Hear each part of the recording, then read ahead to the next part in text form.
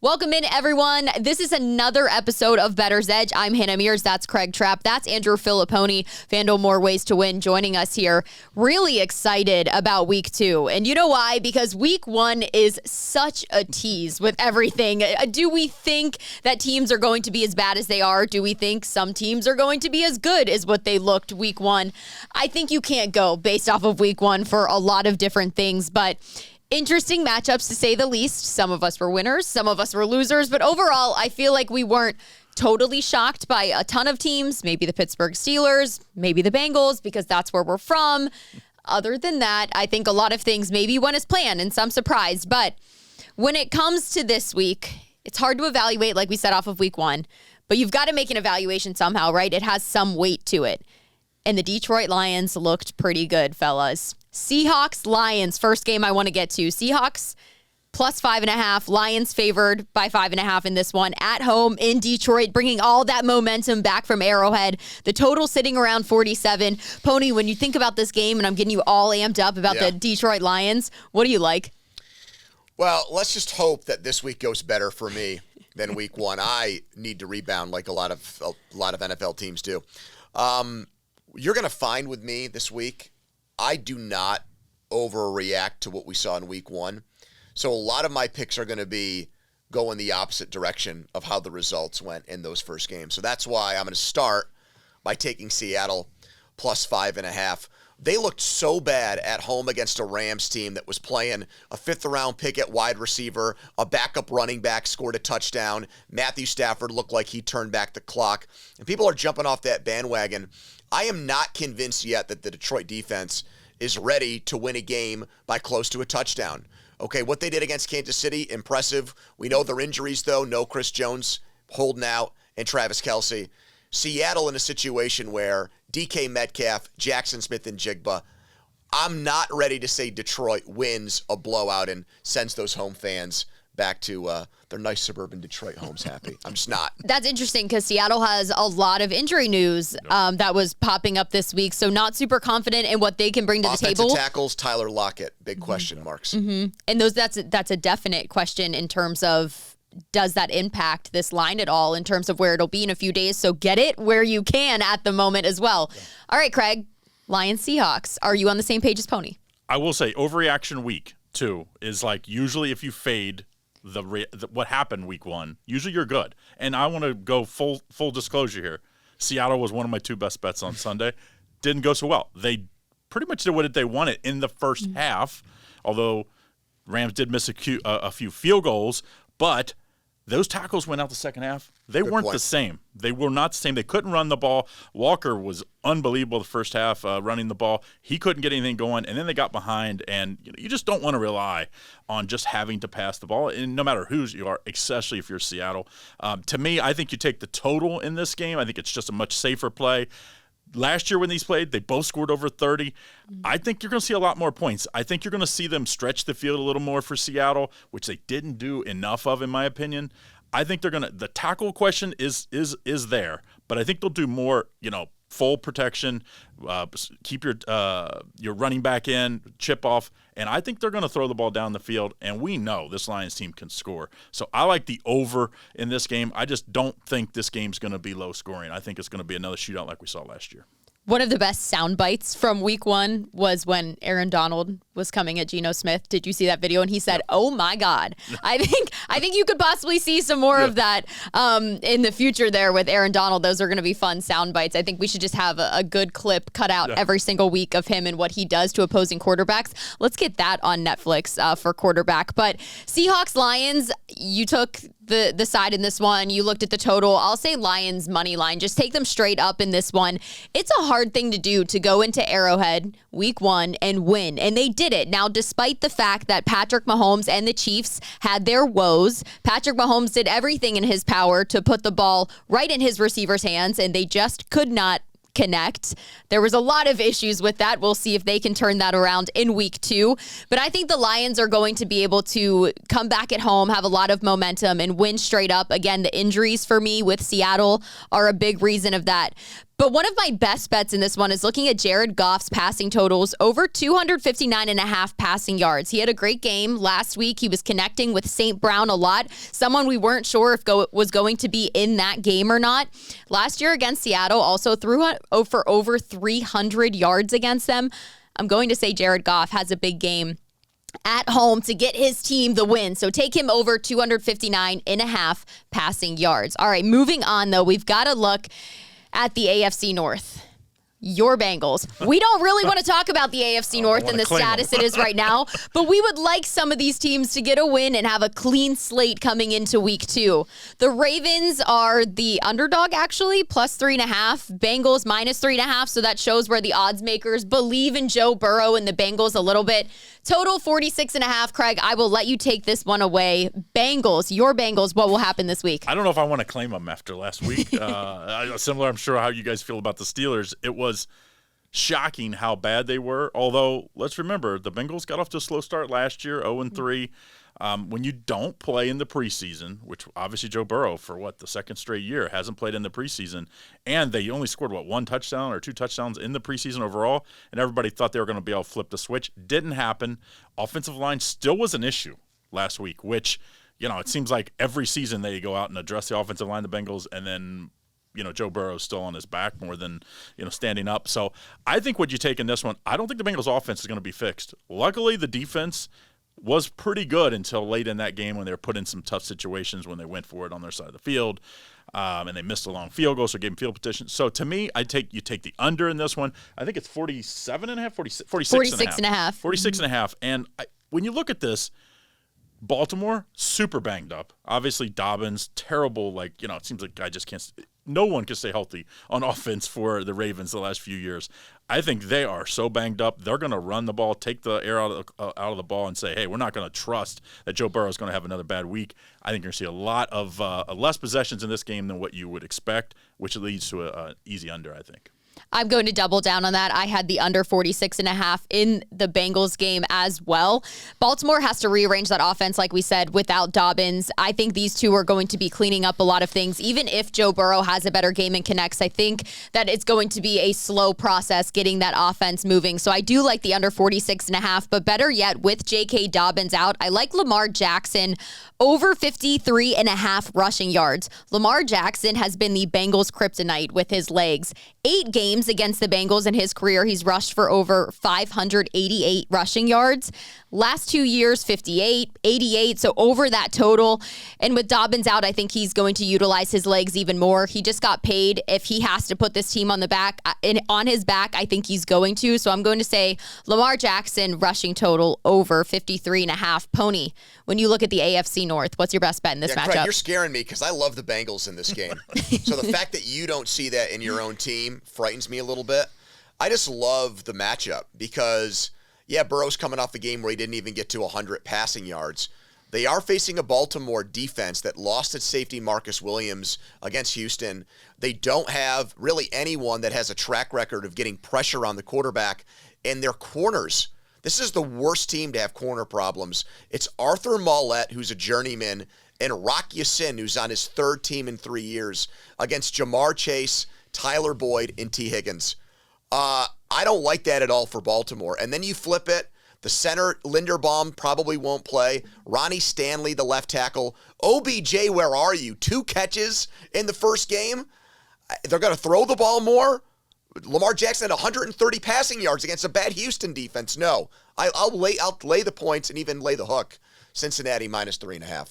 I think the problem with Cincinnati is, in my opinion, is turnovers. I think that's how Baltimore has stayed with them in years past. But it seemed like the Bengals have the much more talented offense when you look at individual players, and it's just like they get turnovers. Like you said, a ton of injuries for Baltimore. Maybe after going into week 2, probably the most injuries of any team. So that's going to be huge. You probably want to watch, before game time. This line might go up once all those guys are they're questionable. It looks like some of them are going to be out. Which is why I think Lamar Jackson is going to be running for his life. He's going to have to run.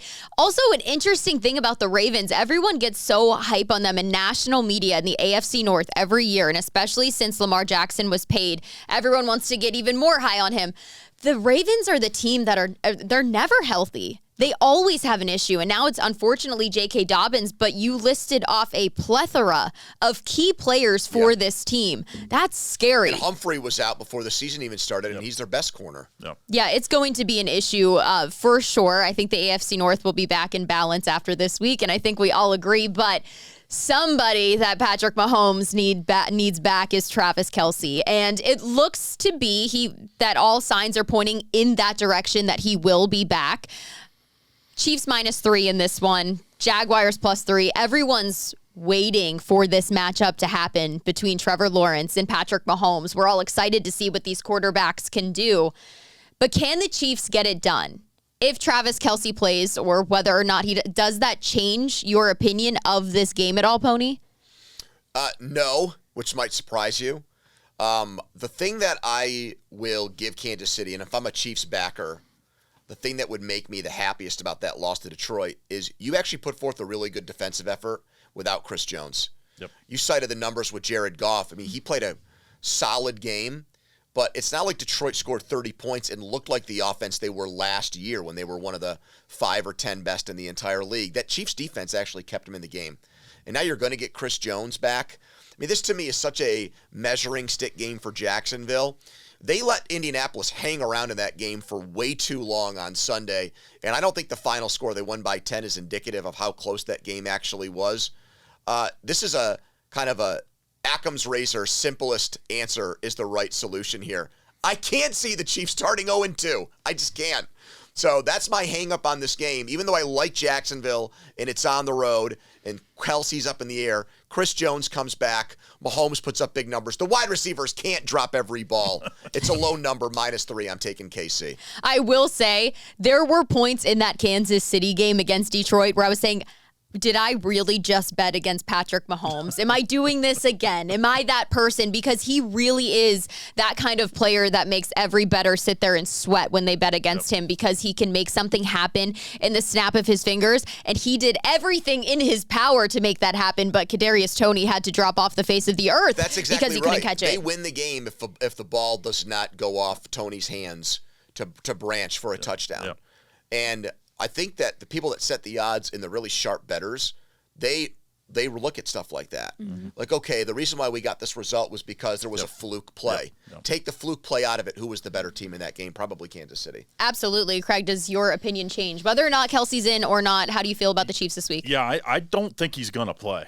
I think Kansas City feels like if we just get to the Super Bowl or get to the playoffs this year, we'll figure out how to win. Feels like that straight at Arrowhead, Craig, in the AFC Championship. It also feels like that early every year for the Chiefs anymore. I don't think he's going to play. So I would wait until game time if I'm going to make this play. I'm assuming he's not going to play because we're filming this on Wednesday. I'm going to take the road underdog or the home underdog here. I just think this is like Jacksonville. In my opinion, this is kind of Super Bowl type play for them. Like, hey, we've got to prove to ourselves, to our team, to the nation, the rest of the NFL that we're for real. How do you do that? You go beat last year's champs. Maybe with Chris Jones going to play. Will he? How many snaps? Because a big guy.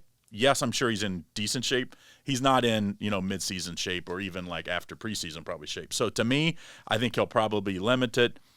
And I just think that's going to be a difference maker. I think this Jacksonville offense, like you said last week, they had to hold on the goal line there at the end of the game or they don't cover. So if they don't cover, with this and Richardson didn't play the whole game too. Right. He got injured there at the end, so probably they would have got in. Or to me, it was like they should have kicked the field goal there. That was really stupid. But there was also some bonehead plays. Andy Reid, you had above the 2-minute warning. You could have punted away with your timeouts. That was, and it was fourth and forever, 20-25. I think it was 20. That might have been his ego getting in there for a little bit. It was for sure. You love Patrick Mahomes, but come on, they weren't an explosive offense that game. So that was a really bonehead play for me. I just think Jacksonville's the play this week, and they could lose and still cover in this game. But I would wait until game time because if Kelce plays, it's a little tougher. Maybe Kelce is official. That you might get this line go to 3.5. The line makes me think Kelce's going to play, though. Yeah. That's just I read a lot of articles this week about Travis Kelce, and he's been passing every test with flying colors. So all signs are pointing, in my opinion. It's not like he had a super serious injury. I think if anything, even if they limit the snaps, you can put Travis Kelce on the field for 1 or 2 plays, and that's a game-changing play every single time because you have to account for him on the field. This is why I like the Chiefs' first half total over 12.5. They scored 14 points in the first half last week without Travis Kelce. If he is in and gets a snap or two in the beginning of the game, I think that the Chiefs are going to put up points at least early in this one. I think they're also coming in a bit angry. I think these receivers are going to have a lot to prove to Patrick Mahomes and Andy Reid, and I think this game plan will at least be schemed up well enough early for the Chiefs to score early and often. So I'm going to say Chiefs first half over 12.5 points. I think it's going to take Jacksonville a little bit to adjust to maybe what Andy Reid has schemed up, and a very angry Andy Reid and Patrick Mahomes at that after losing to Detroit. Jets and Cowboys with possibly the biggest line jump of the season. Who do you like here and why? It's at 9.5 right now. Just a couple things I want to just lay out quick. Just everybody air out your grievances. For everybody that's watching this, a couple things. Number one, the sports books, you never root for injury, but they pop champagne. Because I talked to odds makers that said the Jets were the most bet-on team in the preseason. Jets to win the AFC East. Jets to win the conference. Jets to win the Super Bowl.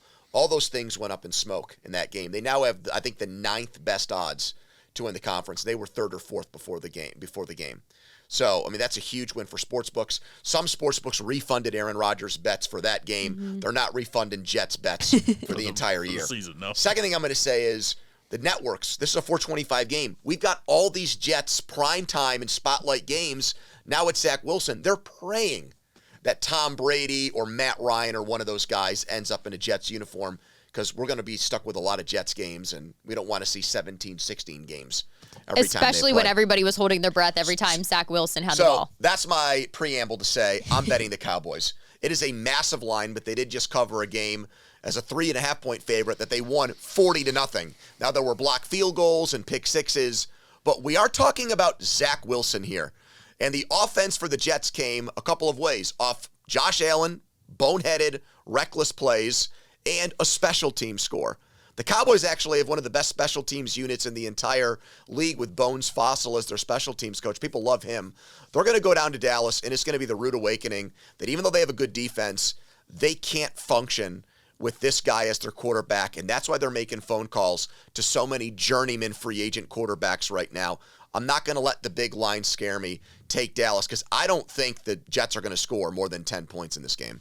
That big line didn't scare me necessarily, but I don't want to overreact week one about either of these teams, whether it's the injury woes or whether it's Dallas putting up 40 points on New York. Hannah, I'm trying Aaron to pump Rodgers the brakes. Zach Wilson. If there's I one understand. thing to react to. The defenses are what I'm looking at, though, in this one. Okay. That's it. I don't even want to talk about the offense just yet because we didn't get to see much of Dallas's offense. We really did not. Their defense did everything. Their defense scored twice for them. So they didn't even, score until...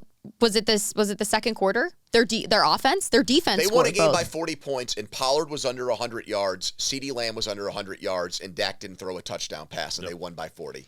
Incredible. Exactly. So it's all defense, but so were the Jets. The Jets' defense kept them in that game, as well as Patrick Mahomes' woes. We know this, and the receivers, but you have to give the Jets' defense some credit. They looked fantastic, and if Aaron Rodgers was at the helm, this would be a totally different ball game. All defense first half, I'm going to say that's going to be what comes down to this game again. Cowboys' offense, like we said, didn't score until the second quarter of that game last week. Jets were only moving the ball by utilizing the run. It's going to have to be similar because I don't think they're going to have confidence in Zach Wilson's throwing abilities, not this early. So I'm going to have the first half under 20.5 points in that game. Craig, I know you had similar thoughts on this one. We were on the same wavelength, but I'd like your reasoning on this. I don't know if that's good or bad after last week's my performance, but double down. But I will say this. The Giants were terrible last week. They pretty much gift wrapped that for the Cowboys. Yeah. I don't expect the Cowboys to get that because I don't think the Jets are going to allow Wilson. We saw it last week. I mean, they could have at least thrown the ball for a touchdown there at the end and kind of put that, really they should have probably lost that game. They were so conservative. I think they're going to have to play that way for a little while until they address the quarterback. Wilson, we saw what he was last year. I just don't think Zach Wilson's going to turn it around against maybe the best pass rusher in the league in Micah Parsons. And I think they're going to put plenty of pressure. I think they're going to run the ball. I'm going to take the under as well in the first half. I think under 21.5. I could see Dallas being up 20-0 at half. I also would maybe take or not maybe, I would definitely put a little on Dallas first half minus the points as well. I think they're going to roll early. Now, the only reason I didn't take them for the full game, I just worry that, maybe they backdoor covers. Right. They just say, hey, the second half, we're just going to stay healthy, run the ball, punt, and then, Zach Wilson throws, fluke, or you get a block punt like we saw the touchdown. So to me, I think you play the first half safer. Dallas jumps on them early, under, and Dallas minus the points in the first half. Also, everyone, don't forget, if you want more of Craig's picks, whether it's Thursday Night Football, Monday Night Football, you're going to have to download that Picks and Parlays app, available on all mobile device platforms for all of that exclusive content. And Bettors Edge is available every Thursday at 8 a.m., full episode, so make sure you're tuning in with us on a weekly basis. We've got some Sunday Night Football to get to here. The Dolphins and the Patriots. Now, Tua Tagovailoa, when healthy, we saw can air the ball out, and the Dolphins are a hard team to beat. They can put up points. Right now, Dolphins -2, Patriots at +2, the total sitting at 46.5. Craig, when you look at this game, do you still have faith in Tua Tagovailoa and the Dolphins when they go face Bill Belichick? Miami was maybe the most impressive offense last week, and really, I would drop the maybe. I mean, it was like they did whatever they want. Now, the Chargers were right there, too. It wasn't like they were stopping anybody until that last possession. Really, the Chargers kind of did what they wanted as well. So, to me, can Mac Jones score enough points to cover the game? To me, I'm just betting against that. Even though he played really pretty good first week, I thought, a guy, if he gets his foot down, they have it, 1st and 10 with 40, 50 seconds? Yeah. So, they would have had a very good shot to win that game.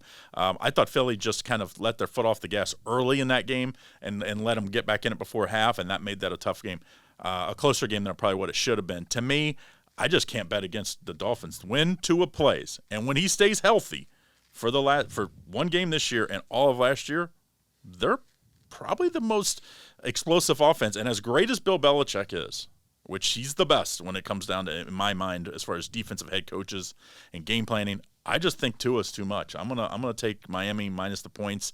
I know, I always say you don't get rich betting against Nick Saban or Bill Belichick, but I'm gonna do it. Yeah, I had the Dolphins money line in this one. Tua Tagovailoa looked fantastic. We dropped the maybe in that one. They were the most impressive offense last week. Tua passed for 466 yards. And when you have a guy like Tyreek Hill that you can pass to, and at any moment it turns into a 70-yard gain, and he's that explosive and that talented, I think it's going to be very hard for Mac Jones and the Patriots to keep up offensively. I think their defense can hold on at some points, but I think when you have game changers like Tyreek Hill that can at least get you in field goal position if worst comes to worst, I think the Dolphins offense is going to be just too much for the Patriots at the end of the day, and I'll take the Dolphins straight up in this one. Pony, are you on the opposite side of this one? You were high on the Patriots last week. I was. That was one of those games that really crushes me as a bettor, because I feel like I was on the right side and I didn't win my bet. Like the game went almost exactly how I laid it out as a Patriots bettor. Your defense shows up. I thought the defense, they gave up a Mac Jones interception, return for a touchdown. They did a good job on Jalen Hurts. They really did. It's not like he looked like MVP candidate in this game. So I'm going to take New England, not to cover. I'm going to take them to win the game on the money line, even with the explosive fireworks from Tua and Tyreek Hill in the last game. Mac Jones impressed me, and I didn't think I'd come out of that Philly game saying that. The Eagles' defense made New England one-dimensional. They couldn't run the ball. And yet Jones at a stretch where he was 10 for 10 with 2 touchdown passes.